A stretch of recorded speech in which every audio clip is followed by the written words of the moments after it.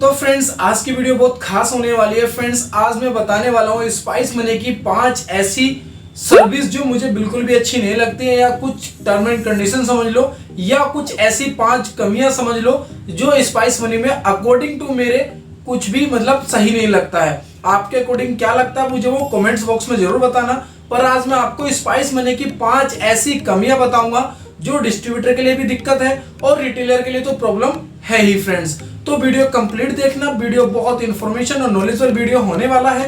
और अभी तक आपने चैनल सब्सक्राइब नहीं किया तो चैनल को जरूर से सब्सक्राइब कर लीजिएगा, क्योंकि इस पर आपको हर नई नई अपडेट मिलती रहती है। तो चलिए इस वीडियो को शुरू करते हैं। तो फ्रेंड्स पहले मैं बात कर लेता हूँ स्पाइस मनी कैसी कंपनी है। तो भैया एक छोटे से व्यू में मैं अगर बताना चाहूँ तो फ्रेंड्स कंपनी बहुत ट्रस्टेड और बहुत ब्रांड कंपनी है। 2001 से मार्केट के अंदर वर्क कर रही है और मैं मानता हूं कि इससे पुरानी कोई कंपनी होगी तो नो डाउट कि फ्रेंड्स कंपनी बेकार है। कंपनी बहुत जबरदस्त है और सर्विस भी यहाँ पे बहुत ज्यादा आपको देखने के लिए मिल जाती है। पर मेरे ख्याल से, मेरी राय से इसमें 5 ऐसी कमियां हैं जो स्पाइस मनी को सुधार लेनी चाहिए, जिससे और ज्यादा मार्केट कैप्चर कर सके स्पाइस मनी अपनी बेहतरीन सर्विस प्रोवाइड करा के। तो सबसे पहले मैं बात करता हूँ डिस्ट्रीब्यूटर के लिए एक सबसे बेकार सर्विस जो यहाँ पे जो इसकी टर्म एंड कंडीशन है फ्रेंड्स, वो मुझे लगी है इसके डिस्ट्रीब्यूटर को कमीशन को लेके। जी हाँ फ्रेंड्स, कमीशन को लेके, क्योंकि डिस्ट्रीब्यूटर को कमीशन तो काफी अच्छा खासा मिल जाता है, 2 रुपए तक कमीशन मिल जाता है। पर उस कमीशन के पैसे को वो जो है कहीं पे इन्वेस्ट नहीं कर सकता, कहीं उससे कोई और चीज जो सर्विस है वो यूज नहीं कर सकता। जैसे उसका स्पाइस मनी का माइक्रो एटीएम हो गया, वो उसको यूज जो है उस कमीशन के पैसे से उससे बाई नहीं कर सकता। और प्रिंटर हो गया या और भी बहुत सारी ऐसी चीजें होगी फ्रेंड्स, वो उस पैसे को यूज नहीं कर सकता।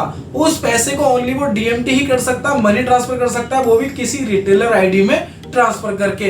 तो फ्रेंड्स ये मुझे थोड़ा सा डिसएडवांटेज लगा डिस्ट्रीब्यूटर के लिए, क्योंकि स्पाइस मनी के डिस्ट्रीब्यूटर पैनल में आपको 2 वॉलेट देखने के लिए मिल जाते हैं। एक वॉलेट आपका जहां पे कमीशन आता है और एक वॉलेट जहां पे आपका जो है पैसा होता है उसको अदर सर्विस परचेज करने के लिए, जैसे आपका माइक्रो एटीएम हो गया, प्रिंटर हो गया, यूज करने के लिए अगर कोई प्रोडक्ट खरीदना चाहे तो डिस्ट्रीब्यूटर उस कमीशन के पैसे से प्रोडक्ट नहीं खरीद सकता। तो ये मुझे बहुत बड़ी कमी लगी डिस्ट्रीब्यूटर के लिए कि यार वो क्या फायदा, वो 2-3 हजार का रिटेलर बेस बनाए, उसके बाद उससे कमीशन अर्न करे, उस कमीशन से वो प्रोडक्ट ही नहीं खरीद पाए स्पाइस मनी का ही, तो क्या फायदा ऐसे कमीशन का। वो 5-5 हजार के किसी रिटेलर में भेजेगा एक साथ, उसके बाद 5-5 हजार करके डीएमटी होगा और वहां पे भी काफी ज्यादा चार्ज लग जाता है। तो बहुत ज्यादा अमाउंट यहाँ पे जो है लॉस हो जाता है डिस्ट्रीब्यूटर का अपने कमीशन को अपने बैंक अकाउंट में लेने के लिए। तो मेरे ख्याल से ये डिस्ट्रीब्यूटर का जो कमीशन स्लैब है वो ऑल इन वन कर देना चाहिए, चाहे वो उस कमीशन को चाहे मूव टू बैंक करे, चाहे वो उस कमीशन से कोई प्रोडक्ट खरीदे स्पाइस मनी का ही, ये सारी चीजें हो जानी चाहिए मेरे ख्याल से। आपके ख्याल से क्या लगता है मुझे कमेंट्स करके जरूर बताना, और ये कमी वास्तव में है या नहीं है वो भी मुझे कमेंट्स करके जरूर से बताना। उसके बाद फ्रेंड्स बात करता हूँ मैं रिटेलर की सर्विस को लेके। जी हाँ फ्रेंड्स, मैं सबसे पहले बात करता हूँ मूव टू बैंक, क्योंकि भैया अगर रिटेलर एपीएस यूज कर रहा है तो उसको मूव टू बैंक चाहिए ही चाहिए। तो नो डाउट कि मूव टू बैंक इसका स्मूथ चलता है, बहुत ज्यादा स्मूथ चलता है मूव टू बैंक। पर इसमें एक छोटी सी कमी है, अगर आपने 10,000 रुपए विड्रॉल किया और 10,000 पे आपका 10 रुपया कमीशन बना, तो आप उस 10 रुपए को मूव टू बैंक नहीं कर सकते हो, आप 10,000 ही मूव टू बैंक कर सकते हो। यानी जितना भी आप पूरे दिन में कमीशन कमाओगे 200, 300, 400, उस कमीशन को आप डायरेक्टली मूव टू बैंक नहीं कर सकते हो। या तो आपको कोई अदर सर्विस यूज करनी पड़ेगी स्पाइस मनी के अंदर, जैसे रिचार्ज, आईआरसीटी या और भी डीटी रिचार्ज, बीपीपीएस, ये सारी चीजें करनी पड़ेंगी। तो जितना अमाउंट आप वहां पे खर्च करोगे उतना ही अमाउंट एक्स्ट्रा वाला आप मूव टू बैंक कर सकते हो। अगर जो एपीएससी चलाता है और खाली मूव टू बैंक करता है तो वो कमीशन के पैसे को मूव टू बैंक नहीं कर सकता। स्क्रीनशॉट सामने मैं दिखा रहा हूँ, बैलेंस उसका देखो, मेरे यहाँ पे एक रिटेलर है उसका बैलेंस कितना ज्यादा है, पर मूव टू बैंक के लिए एलिजिबिलिटी जो दिखा रहा है फ्रेंड्स वो कम दिखा रहा है। तो ये चीजें मुझे काफी डिसएडवांटेज लगी स्पाइस मनी में मूव टू बैंक को लेकर कि ऑल इन वन पैसा मूव टू बैंक नहीं हो पाता। क्योंकि यार रिटेलर का पैसा है, वो मर्जी जहां मर्जी यूज करे, चाहे वो उसको मूव टू बैंक करे चाहे कुछ भी करे, क्योंकि भाई रिटेलर पैसा कमाता है कमीशन को लेके और कमीशन ही वो मूव टू बैंक नहीं कर सकता। तो वही क्या फायदा, क्योंकि आपके मेन बैलेंस से ही 5 रुपए चार्ज कट जाता है। तो ये आपको थोड़ा बहुत लॉस यहाँ पे देखने के लिए मिल जाता है। अगर आप अदर सर्विस यूज कर रहे हो तो फिर तो आपको कोई टेंशन है ही नहीं। आपको कैसा लगा ये कि ये कमी दूर होनी चाहिए, नहीं होनी चाहिए मूव टू बैंक की, कि ऑल इन वन पेमेंट जो है फ्रेंड्स वो ट्रांसफर होना चाहिए बैंक में। तो आप मुझे कमेंट्स करके जरूर बता सकते हैं। उसके बाद फ्रेंड्स इसका दूसरा रिटेलर के लिए तीसरा एडवांटेज जो डिसएडवांटेज है फ्रेंड्स, वो है इसका आधार पे। जी हाँ फ्रेंड्स, कंपनी ने सभी को लगभग आधार पे की सर्विस दे दी और बहुत से ऐसे रिटेलर हैं जिनको अभी आधार पे की सर्विस नहीं दी है।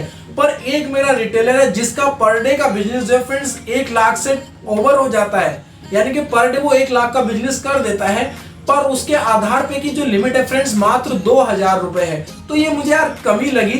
किसी को 2000 दे रही है, किसी को 3000 का जो है लिमिट दे रही है, किसी को 5000 का लिमिट दे रही है।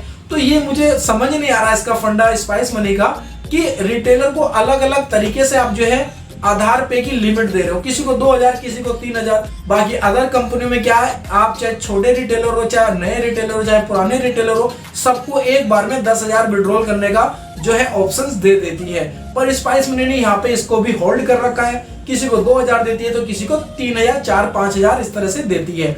जबकि मेरा रिटेलर पर डे 1 लाख का बिजनेस करता है तो उसको तो स्पाइस मनी को 10,000 तक का दे देना चाहिए था, फिर भी उसको 2000 का ही लिमिट दे रखा है। आप स्क्रीनशॉट भी सामने देख सकते हो, विद प्रूफ मैं आपको दिखा रहा हूँ फ्रेंड्स। तो फ्रेंड्स ये आधार पे को लेके भी काफी जो है थोड़ा सा मैं डिसएडवांटेज हूँ। आपको क्या लगता है आधार पे की सर्विस ये जो 2000, 3000 अदर जो है इक्विपमेंट में इन्होंने दे रखा है किसी रिटेलर को 5000, तो ये सही है गलत मुझे कमेंट्स करके जरूर से बताना। उसके बाद फ्रेंड्स चौथी जो इसकी बेकार सर्विस मुझे लगी है फ्रेंड्स, इसका क्यूआर कोड। जी हाँ फ्रेंड्स, हालांकि काफी ज्यादा कंपनियां क्यूआर कोड लेके आ गई हैं, पर औरों की मैं सर्विस की आज बात नहीं कर रहा हूं, आज मैं स्पाइस मनी की बात कर रहा हूं फ्रेंड्स। क्यूआर कोड से जितना भी आप पेमेंट लोगे फ्रेंड्स, उसको आप मूव टू बैंक नहीं कर सकते। ये बहुत बड़ी कमी लगी फ्रेंड्स मुझे स्पाइस मनी के अंदर कि क्यूआर कोड के पेमेंट को जितना भी आप पेमेंट लोगे पर डे 2000, 20000, 40000, उस पेमेंट को आप या तो सर्विस यूज करोगे, कोई भी अदर सर्विस, रिचार्ज हो गया, IRCT हो गया या BPPS हो गया, इंश्योरेंस हो गया, इस तरह की सर्विस में आप यूज कर सकते हो, या फिर उसको मनी ट्रांसफर ही करोगे जिसमें आपको बहुत ज्यादा चार्ज देना पड़ जाता है, यहाँ तक कि 1% तक चार्ज लग जाता है। तो ये मुझे सबसे बेकार सर्विस लगी क्यूआर कोड की कि अगर क्यूआर कोड आपने दे रखा है तो उस अमाउंट को भी मूव टू बैंक की फैसिलिटी मिलनी चाहिए थी, ना कि DMT की। तो आपको ये कमी कैसी लगी मुझे कमेंट्स करके जरूर से बताना। उसके बाद फ्रेंड्स जो पांचवी कमी है इसकी, वो है इसका DMT कमीशन। जी हाँ फ्रेंड्स, आपको जैसे पता कि कंपनी DMT में काफी ज्यादा चार्ज काट लेती है। आई थिंक मेरे हिसाब से 0.50% DMT कमीशन जो है चार्ज कट लेती है, और उसके बाद कमीशन को वो 24 आवर, और बहुत से रिटेलरों से मैंने सुना है फ्रेंड्स, काफी लोगों ने मुझे बोला है कि सर 1-1 महीना हो गया हमारा DMT का कमीशन नहीं आया। यानी कि कुल मिला के मैं सीधा बोलूं फ्रेंड्स, तो DMT का कमीशन स्पाइस मनी इंस्टेंटली नहीं देती है, आपको 24 आवर के बाद देगी, या 1 हफ्ते बाद देगी, या 2 हफ्ते बाद देगी। ऐसा मैं नहीं फ्रेंड्स, रिटेलर बोल रहे हैं। तो फ्रेंड्स ओवरऑल ये 5 ही कमियां मुझे लगी ऐसी जो मेन थी, और मैंने सोचा कि आपको बताना चाहिए।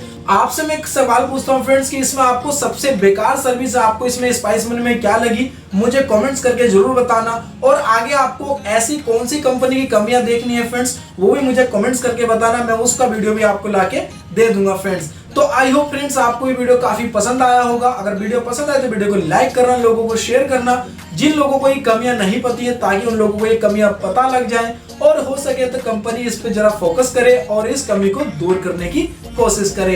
तो चलिए, तो फिर मिलता होगा ऐसा यूनिक वीडियो लेकर, तब तक के लिए जय हिंद, वंदे मातरम।